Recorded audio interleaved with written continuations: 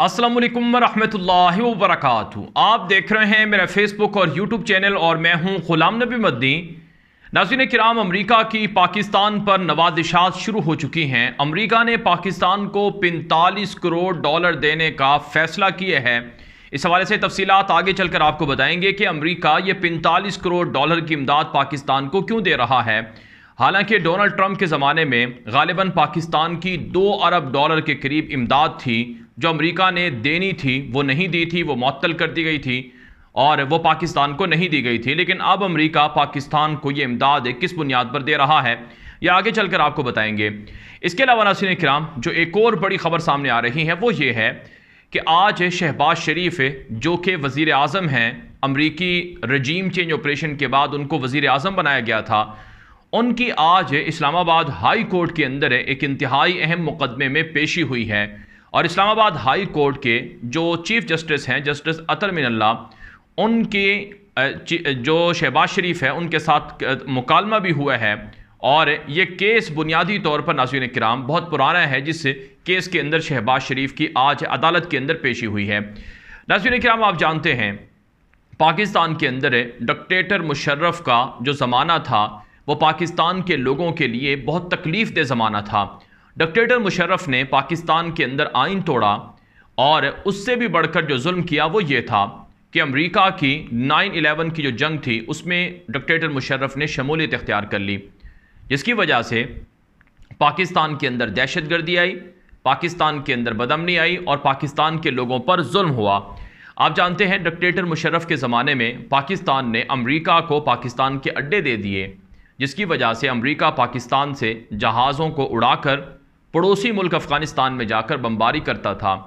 और अफ़गान तालिबान के बकौल पिछले 20 साल अमरीकी जंग के अंदर जो कि पाकिस्तान की वजह से एक तरह से अमरीकियों को जवाज़ मिला, अगरचे उसका सबब और जवाज़ वो 9/11 भी था, लेकिन बहरहाल पाकिस्तान की उस वक्त की जो डिक्टेटर मुशर्रफ की हुकूमत थी उसने अड्डे दिए। अगर वो अड्डे ना दिए होते तो शायद इतने अरसे तक अमेरिका वहाँ जंग ना लड़ सकता। तो उस जंग की वजह से अफ़गानिस्तान के अंदर 20 लाख लोग मारे गए और 1 करोड़ लोग मुहाजिर हुए, दरबदर हुए। ये तारीख़ का वो स्याह तरीन बाब है जो डिक्टेटर मुशर्रफ के ज़माने में लिखा गया। और इस जंग की वजह से पाकिस्तान का नुकसान ये हुआ कि पाकिस्तान के 80,000 लोग उस जंग के अंदर शामिल होने से शहीद हो गए। पाकिस्तान की फ़ौज पर हमला हुआ, पाकिस्तान के जवानों को शहीद किया गया, पाकिस्तान के आम शहरियों को मारा गया, पाकिस्तान के अंदर खुद कुछ धमाके शुरू हुए, यहाँ तक कि ब्लैक वाटर, CIA और रेमंड डेविस और न जाने क्या क्या यहाँ पर गुल खिलाए गए पाकिस्तान के अंदर। ये डिक्टेटर मुशर्रफ के ज़माने में होता रहा। डिक्टेटर मुशर्रफ ने अपनी किताब के अंदर लिखा कि उसने डॉलरों के एवज़ पाकिस्तान के लोगों को अमेरिका के हाथ फ़रोख्त किया है। डॉक्टर आफिया सिद्दीकी को आप जानते हैं, वो भी पाकिस्तान की शहरी थी। उनको डिक्टेटर मुशर्रफ ने अमेरिका के हवाले किया और वो इस वक्त अमेरिका की जेल के अंदर 80 साल से ज़ायद की सज़ा काट रही हैं। और जो जुल्म उन पर हुआ, जो ज़्यादतियाँ उन पर हुई, उससे पूरा आलम इस्लाम चीखता है और पूरे आलम इस्लाम पर ये एक तरह से ये शर्मिंदगी की बात है कि एक मुसलमानों की बेटी वो अमेरिका की कैद में है। भारत का डिक्टेटर मुशर्रफ ने एतराफ़ किया कि उसने पाकिस्तान के बहुत से लोगों को डॉलरों के एवज़ बेचा। डिक्टेटर मुशर्रफ का ज़माना ये वो ज़माना था जब पाकिस्तान के अंदर लोगों को बेतहाशा लोगों को लापता किया गया। लाल मस्जिद का वाक़या भी आपके सामने है, डिक्टेटर मुशर्रफ के ज़माने में हुआ और उससे पहले लोगों को खामखा लापता किया गया।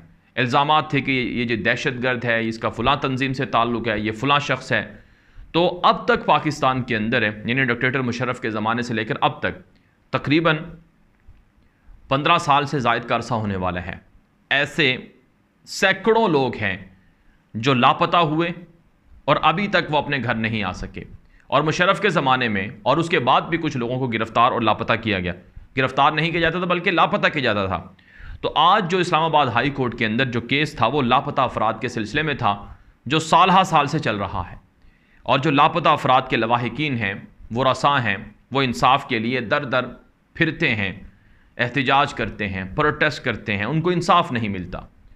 तो लापता अफराद केस की समाअत जो आज इस्लामाबाद हाई कोर्ट के अंदर हुई, बड़ी तवील समाअत थी और इसके तवील रिमार्क्स थे जिसमें जस्टिस अतर मिनल्ला ने कहा कि जो चीफ एग्जीक्यूटिव होता है मुल्क का, उसकी जिम्मेदारी है कि वो पाकिस्तान में आइन को बहाल रखे।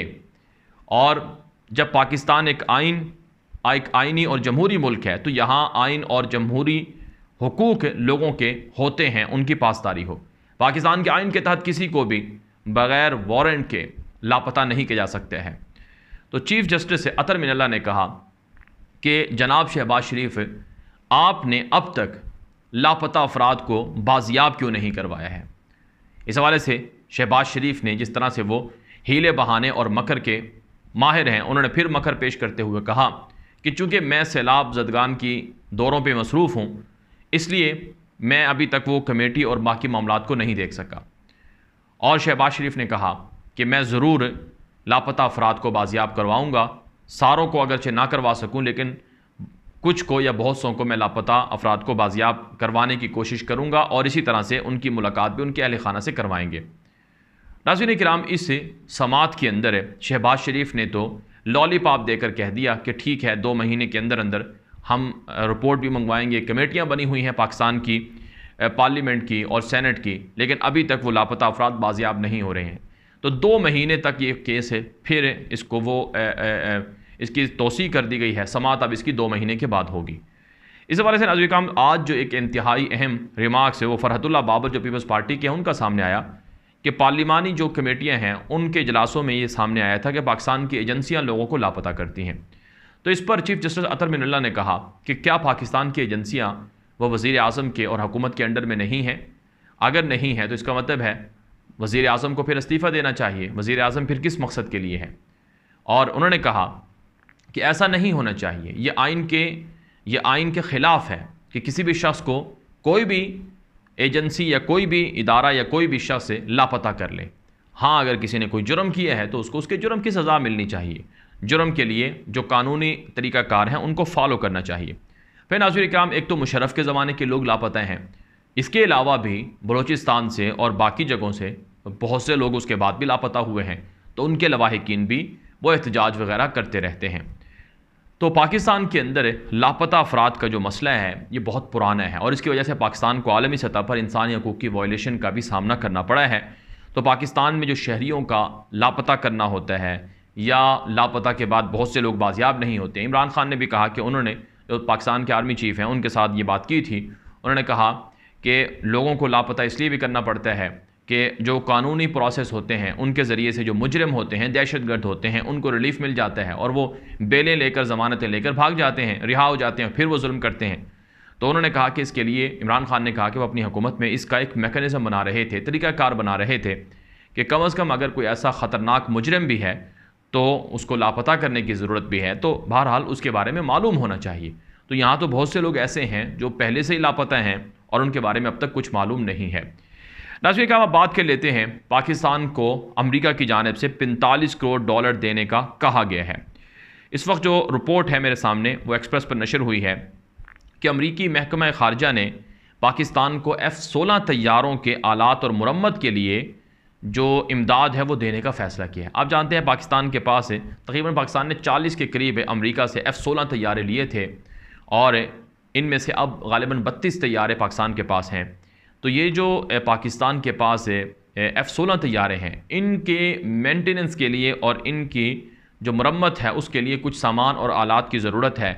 उस मद में अमेरिका ने 45 करोड़ डॉलर देने का मंजूरी दी है, मुआहिदे की मंजूरी दी है और इस हवाले से कहा जा रहा है कि अमेरिका की जो पार्लियामेंट है वो इसकी मंजूरी देगी। नाज़रीन किराम, अगरचे बुनियादी तौर पर बताया गया है कि पाकिस्तान के जो F-16 तैयारे हैं ये उनके लिए 45 करोड़ डॉलर की मंजूरी दी गई है, लेकिन सोशल मीडिया पर कुछ लोगों ने ये सवालात खड़े किए हैं कि इसका मुआवजा भी तो होगा।